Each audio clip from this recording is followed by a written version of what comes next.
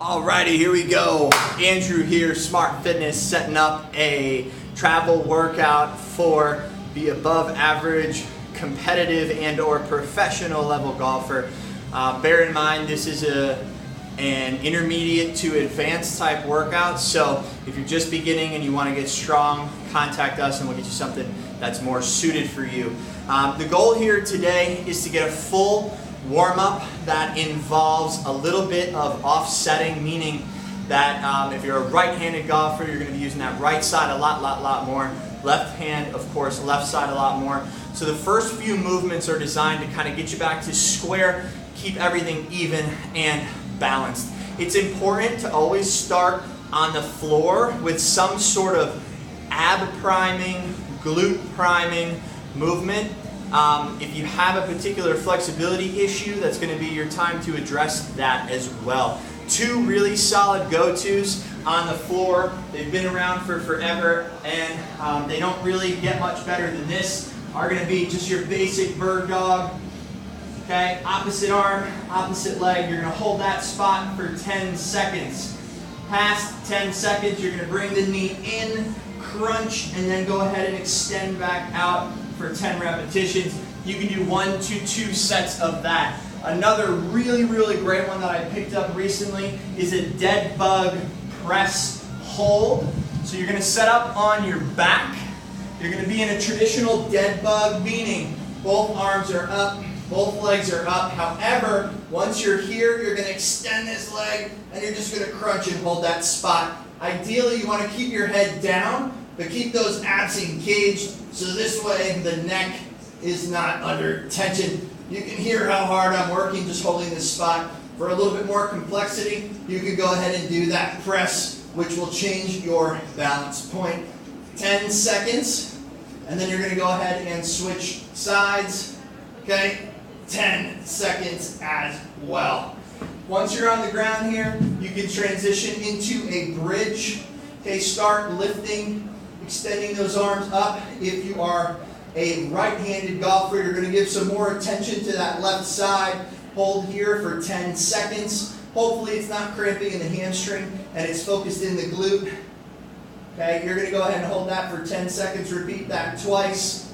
Go back down, lift, go to the other side, hold that 10 seconds. When you do this, you'll really immediately notice which side fires easier and more efficiently. And almost always, if you're a righty, it's going to be your right side. If you're a lefty, it's going to be your left side. So now, we're pretty warm. This workout, the first 2 exercises are going to help you warm up as well. It is a total body workout with a bit of an emphasis on the lower body. So we always start offsetting type movements, asymmetrical movements, so it's going to be more volume of repetitions on our weak side and less volume of repetitions on our dominant side. And then we're going to go ahead and shift into a short power phase, take a nice big rest period, and then go right into a really hard and heavy strength phase right through to the end. So rotation is a really important piece of any program, but more so if you're a golfer. Here we're going to go ahead and rotate in what's called a hay baler. 15-pound dumbbell is great. If you have access to medicine balls, that's fine as well. By the way, this entire workout can be done with dumbbells, body weight, kettlebells, and a medicine ball if you have access to it. So the hay baler, you're going to squat, reach across, and then come up and squeeze, and then come back down. Up and squeeze, and then back down. This is a left-sided rotation. We're going to go ahead and do 10 in this direction, keeping the feet flat on the ground so we can focus on connecting and integrating the glutes and the abs to work together. So it's going to be 2 sets of 10 to the left side and then 2 sets of 5 to that right side. Coming all the way down, sinking down into that movement and coming up through. Try not to get up on that toe. Okay, that is more of a power type movement. We want to keep this more stability and strength focused. The next one we're going to get into is going to be an RDL, a single leg RDL. We're taking the same approach in that we're going to do 10 repetitions on the left, 5 repetitions on the right, and repeat for 2 sets. Okay? The other thing you can do here is you can do a set of the hay balers back and forth, and then you can go into a set of the RDLs, and then rest, and then repeat that to make it a superset. Just a little variation, not going to change anything too much. A good rest period, if you're doing these back to back, is going to be about a minute, 20, minute and 45 seconds, something like that. That'll get you ready for that next set, and it's going to keep it a little bit less cardiovascular. So here, we're setting up kettlebell or a dumbbell, whatever you have access to. Don't think of it this way. If you're dumbbell deadlift, you're comfortable using 50, 60 pounds, don't immediately just split that in half because you're doing a single leg exercise, but that's kind of a good baseline to start at. You typically want to back that off maybe to about 35 or 40%. So with that in mind, I'm going to be using a 60-pound kettlebell here because I'm pretty comfortable with this movement, and well, deadlift is just my favorite movement, period.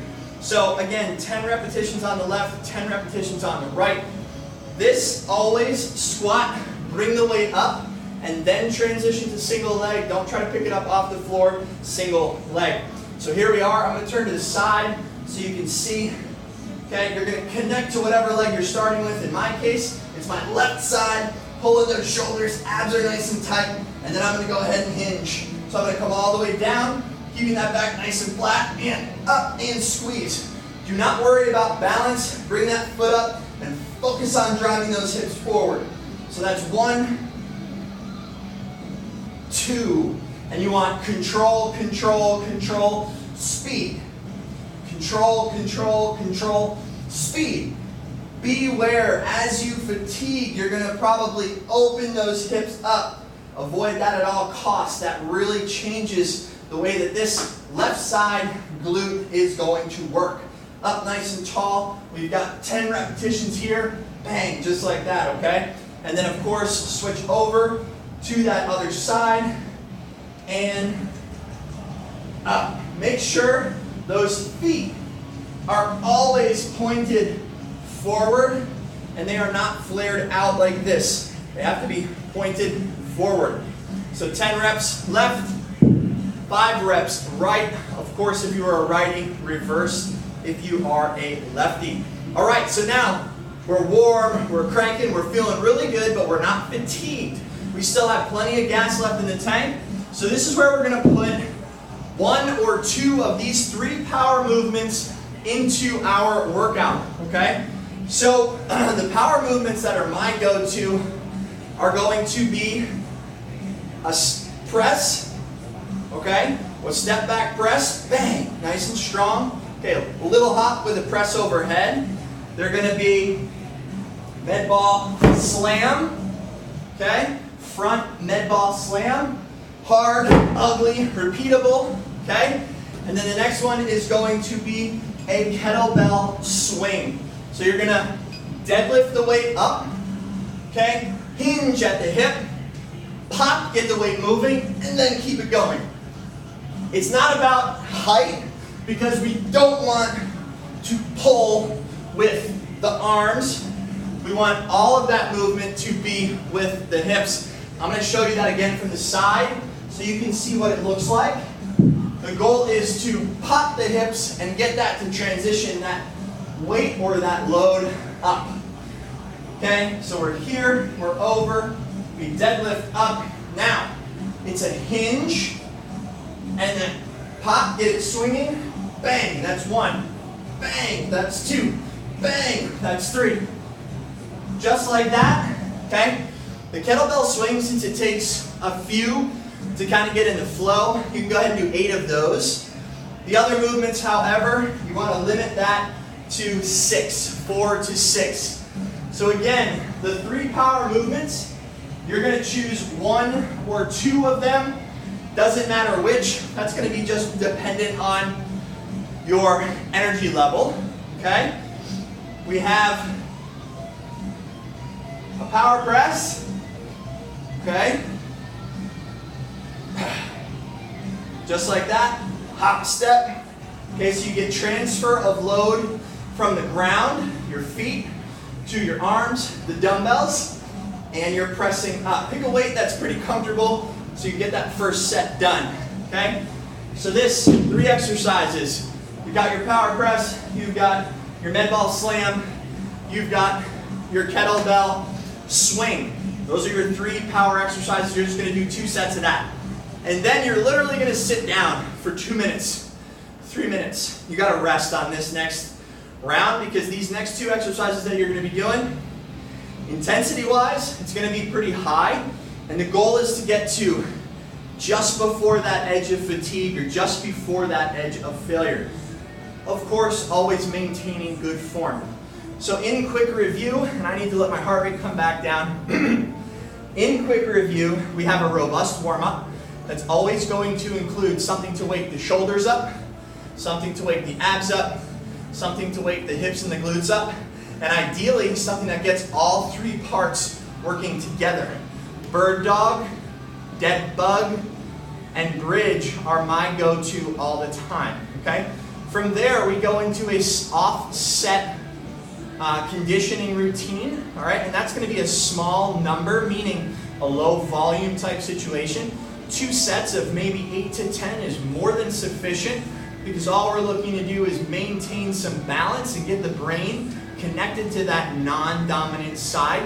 So that's gonna be hay balers. So the hay baler, we come across and then we open up, okay? And that's gonna be our single leg deadlift, where we're gonna be here, hinge down towards the floor and up. Always focusing on connecting that foot to the ground and maintaining that glute contraction. Okay, from there, we're gonna dig into a small power phase. We're warm, but we're not gassed. We go into power. We have 3 movements. We have power press, okay, for 6, by the way.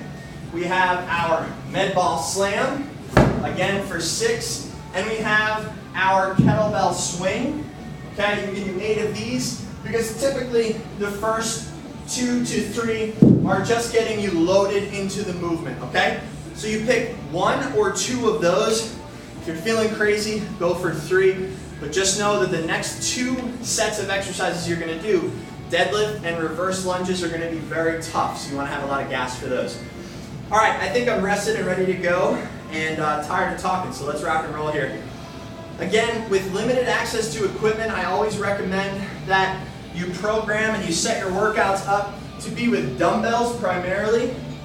Almost every place you're gonna go, be it hotel, country club, apartment gym, they're all gonna have dumbbells typically up to that 50-pound range, okay? So we're gonna start with a double leg exercise, and that is a deadlift. Holy grail of strength. Can I get an amen? All right, so here we go. When you deadlift, unless your range of motion and your mobility is on point, I don't care about depth at all. Not even a little bit. I have these on the floor because my range of motion is halfway decent. Okay, my mobility is halfway decent. I don't have any major imbalances because I'm not a pro golfer. Okay, those of you that swing thousands and thousands and thousands of times, you're gonna have imbalances. It's gonna be long on one side and short on the other. So without further ado, I'm gonna grab these from the ground. However, it's not a bad idea for you to set them up onto a bench, so this way you don't have to go as low. If you set them up on a bench, you're gonna pick them up, you're gonna take some steps back, and you're gonna set yourself up. The deadlift is literally a 45-degree hinge at the hips. Knees are soft, you're spreading the ground with your feet, so this way your inner thighs are engaged, and then you're gonna hinge forward, stand up, squeeze the glutes nice and strong, okay? Hinge forward, stand up, squeeze the glutes nice and strong. Notice my posture from my ear to my ankle. Should be a good solid straight line without much deviation at any point in the movement. We don't want to see this. That's a very, very familiar thing in a lot of weightlifting circuits. We don't want to do that. That initiates the lift in your neck and causes a lot of form issues when that weight gets heavier. So square up, hinge, butt slightly out, pause, power, squeeze through the glutes, but don't tuck all the way under that it affects your posture You want to tuck to here and keep everything neutral and square. That is going to be 6. Take 1 set with a weight that you can comfortably do to get the movement pattern down, then rest for 1 minute and 30 seconds, okay? So it's a set of 6, then rest for 1 minute and 30 seconds. Then you're going to do 3 to 4 working sets above and beyond that. There isn't really going to be a 1 rep max, so it's hard to give you what a percentage is of these. The only thing that I want you to really consider is each time you do this, when you're tracking your workouts, which you are, you have to make sure that you're increasing by at least 5% each workout. So therefore, if you go ahead and you finish your 3rd working set with 50 pounds, that next time you get into your 1st working set, the goal would be to go up 5 pounds, which would give you that increase of what? 10%, which is definitely more than 5. So I'm going to double check my math there because I'm doing it on the fly and my brain is starved of oxygen, but you get what I'm saying. Increase your weight by 5 to 10% with every exercise, every workout. So if you do 1 workout on a Monday and you rest 3 or 4 days, and maybe by that Thursday, you should be able to go up 5 to 10%. See how that feels. There'll be a point where that stops happening. That's when you have to change the routine. That's when you have to shift things around a bit. Okay? Ideally, you're going to finish that. You're going to do 5 total sets. So 1 warm-up set, pattern set, and then 3 to 4 working sets. Those working sets should be hard. You should be taxed. That last set should be a significant struggle. Why? We're trying to tell the body, hey, build some muscle, grow some muscle. It has to stick around so we can maintain, okay? So the next thing you're going to do is a single leg exercise. Putting this at the end of the workout creates a whole different level of intensity. This exercise is going to take 2 dumbbells, maybe the same dumbbells you use for deadlift. If you do, you're a complete stud, but don't worry if you don't. Okay? So these were too light for my deadlift, so therefore they're going to be appropriate for my backwards reverse lunge.